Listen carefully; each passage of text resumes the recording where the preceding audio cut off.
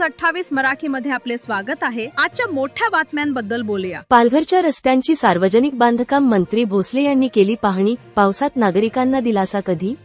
अतिवृष्टीमुळे पालघर जिल्ह्यातील रस्त्यांची झालेली दुरावस्था पाहण्यासाठी सार्वजनिक बांधकाम मंत्री शिवेंद्रराजे भोसले यांनी आज जिल्ह्यातील प्रमुख मार्गांची प्रत्यक्ष पाहणी केली।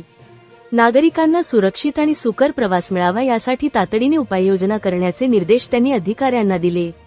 सार्वजनिक बांधकाम मंत्री शिवेंद्रराजे भोसले खासदार डॉक्टर हेमंत सवरा, आमदार निरंजन डावखरे, विलास तरे, राजेंद्र गावित, हरिश्चंद्र भोये या लोकप्रतिनिधींसह जिल्हाधिकारी डॉक्टर इंदू राणी जाखड, मुख्य कार्यकारी अधिकारी मनोज रानडे, पोलीस अधीक्षक यतीश देशमुख, कार्यकारी अभियंता किनी यांच्यासह वरिष्ठ अधिकारी व कर्मचारी उपस्थित होते। मंत्री महोदयांनी 3 प्रमुख मार्गांची प्रत्यक्ष पाहणी केली।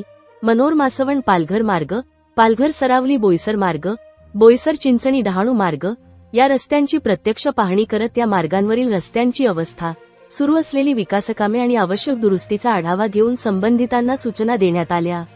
यानंतर डहाणूच्या उपविभागीय अधिकारी कार्यालयात सार्वजनिक बांधकाम विभागाची आढावा बैठक झाली। बैठकीतील महत्त्वाचे मुद्दे जिल्ह्यातील रस्ते विकास प्रकल्प आणि प्रलंबित कामे, पावसामुळे झालेली हानी आणि दुरुस्तीची प्रगती, भविष्यातील नियोजन। मंत्री भोसले यांनी विकासकामांमध्ये गुणवत्ता, वेळेचे काटेकोर पालन आणि नागरिकांच्या सुरक्षिततेला सर्वोच्च प्राधान्य देण्याचे निर्देश दिले। पालघर जिल्ह्यातील रस्ते पायाभूत सुविधांचा दर्जा उंचावण्यासाठी शासन कटिबद्ध आहे।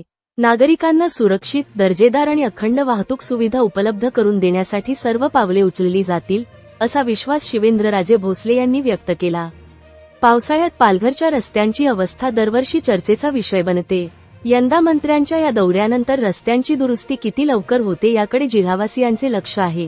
आय न्यूज 28 मराठीसाठी वार्ताहर प्रणय प्रभाकर पाटील, पालघर जिल्हा ब्युरो चीफ।